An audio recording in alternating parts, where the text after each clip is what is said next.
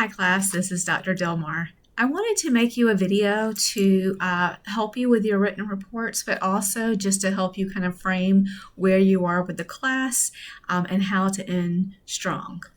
So the first thing I would like to do is go to the announcements page.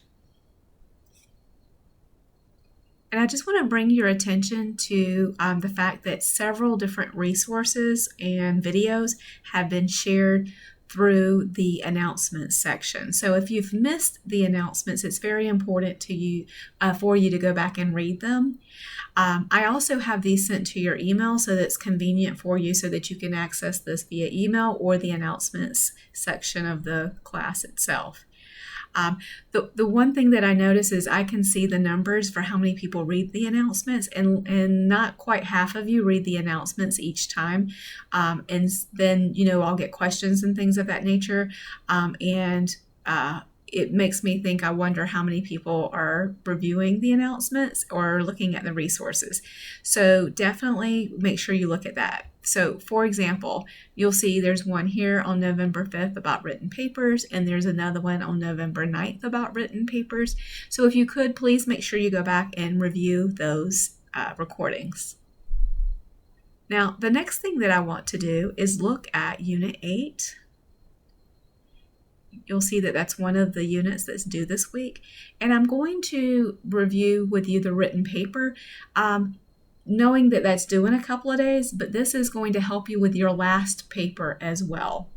So I'll actually spend some time on this paper just to model some things for you, and then we'll quickly hit on paper 4. But the content that I'm reviewing for this one, for Unit 8, will help you with the last paper as well. So I clicked on my little unfold button so that I can look at the written report. And now I'm going to bring up the instructions. View instructions. So just to be clear, on all your papers, you're submitting either a Word document, so you're uploading a Word document that's in MLA format, or you're going to submit a Google link that you've already given me access to so that I can see that paper when I open it. It's very important to do that. The MLA guidance has been given to you a number of times, and I'll make sure that I show you that once more before I close out this video. So here you see that you're writing a one-page summary, and it's a one-page paper, which means that your paper is going to be one page and one paragraph, because we mentioned a few times in our other videos and at the beginning of class that you lose a lot of landscape on your paper because of the header and the title and page numbers. And so to get one page of content, you need to make sure you have a one page and one paragraph amount of writing, and that's double spaced. And what I like to do is completely up to you, but this is just a trick that I like to do. I like to actually copy. So you can see here I just copied all of the instructions, and I paste this into my Word document. I do that, and then as I attend to each of the steps, I'll delete the instructions, because that lets me know it's deleted, which means I did it, I completed that part, and I don't lose anything or forget to do something. So for example, here it says step 1, choose one of the topics below. And if you look at the topics, it says that you're looking at a problem in your life. So you're looking at either ways to save money, impress an interviewer, organize your time, choose an automobile, like select a vehicle, choose a way to eat more nutritiously, or there's lots of other articles here, like it says on the Library of the Internet, about these different issues. So you can look at a summary of an article that explores a social problem, like homelessness, drug abuse, domestic violence, or school violence. So you're following these steps of summarizing these articles in your paper. Okay, so step 1, choose one of the articles, right? And then summarize. So you can summarize either this one, okay, or you can summarize this one. like I said, many of you have probably already written your paper because it's due this weekend. If you want to go back and look at it, you can. If you thought that you had to summarize both of these, that's fine too. You know, I'm looking at your ability to summarize. I'm not going to penalize you if you're like, oh, I summarized both, like 2 articles. If you chose one, great. If you chose both and you summarized, that's great too. Because this is really about the skill of using MLA, following instructions, and as it attends to formatting, and your ability to summarize. And I've given you some instructions on how to summarize. I'm going to show you where that is in just a moment. So let's go out of that. Let's go back into Unit 8, and there's a lecture materials folder. So you can see here that I've got some resources here. There's a PowerPoint, a lecture, and an AI guide for how to summarize. This is not about your opinion. This is not necessarily your beliefs. This is about your ability to summarize. And this video and this PowerPoint attends to that, along with the AI guide to help you avoid copying and pasting, because summarizing and copying and pasting are 2 totally different things. So just make sure that you're summarizing by putting things into your own words, and that you definitely watch this video on summaries. That's the skills that you'll be practicing in this paper. So let me go back and look for the next one. So the next one's going to be for November 30th. So I'm opening up the folders of everything you have to do for November 30th. You'll see here you've got the 3, right? Because we have 3 units per week. And then I'm going to click on written report number 4. And then I'm going to view the instructions. So you can see here that you're writing a 1 to 2 page paper. It says 200 to 500 words. I'm looking to see, do you have 1 page and 1 paragraph? Up to 2 pages, okay? So if you wrote 2 pages and you didn't have 2 pages and 2 paragraphs, you're still in safe territory because the minimum was 1 page. So the minimum I'm looking for is 1 page and 1 paragraph, appropriately using MLA formatting, which I've shared with you a number of times.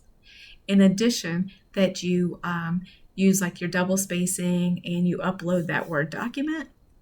And then here you're writing a paper about controversial topics. It says a controversial topic is one that people are usually on one side or the other. It should address the following: the 4 main elements of an argument. You're trying to change your reader's opinion. Use techniques that draw the reader in and make them want to read your paper, so make it interesting, even if they may not agree with you. And then you're going to list the critical thinking skills that you employed to devise the argument in your paper. So this is where it's not necessarily research, and AI can't do this for you. You're saying, these are my thought processes that I went through to write this paper. So when I was writing this paper, I used the strategy of using descriptive words. I used the strategy of trying to compel empathy. Maybe you say I avoided using inflammatory language.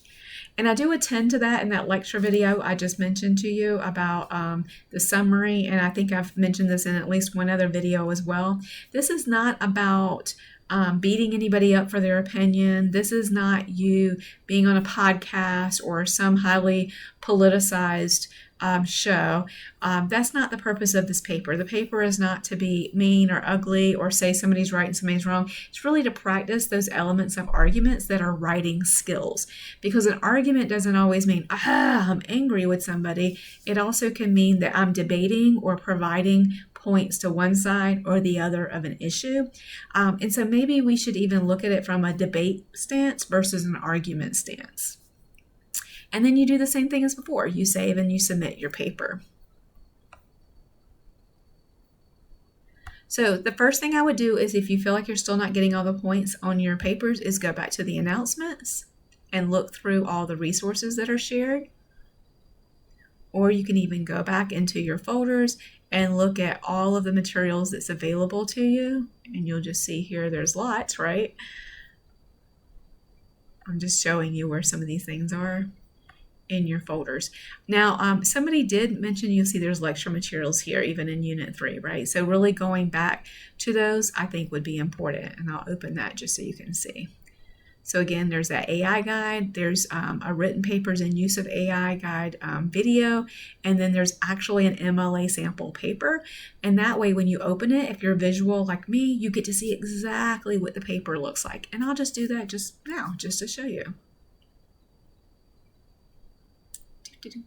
Make sure it opens. So you can see here, this is exactly what your paper should look like. Now, obviously not with the colored blocks, right? Because those are just visuals to descriptions, for each section, but the typed writing. So your 12 Times Roman font paper, your last name and your page number, all of that is in 12 Roman font. You've taken out the extra spaces that we've talked about in prior videos. You've got a title. You've got your paper with indented paragraphs. I'm still getting papers without indentions in paragraphs, right? These are all skills you're practicing. 1 page and 1 paragraph is what you need. And then if you go all the way to the end, because you're not using a lot of these other like things like an addendum or tables, you have a works cited. It's works, W-O-R-K-S, cited. Even if you have 1 work, it's still works cited. And you'll see here that only the first line is not indented, all the rest are. Now there's different formatting and citation formatting for each type of reference. I'm just looking to make sure that you have it somewhat close and you have that reference cited. Everybody should have at least 1 reference that they're putting down for every paper. But I'm not going to go into, well, this should be italicized and that should have a period or a colon. As long as you have the general formatting right, then you're going to get full points. So that's how you can be successful as you close out the class. A few minor other things. I know a couple of people said, hey, like in the handbooks, it might go from 42 to 44, 43 to 46. It might skip 1 here and there.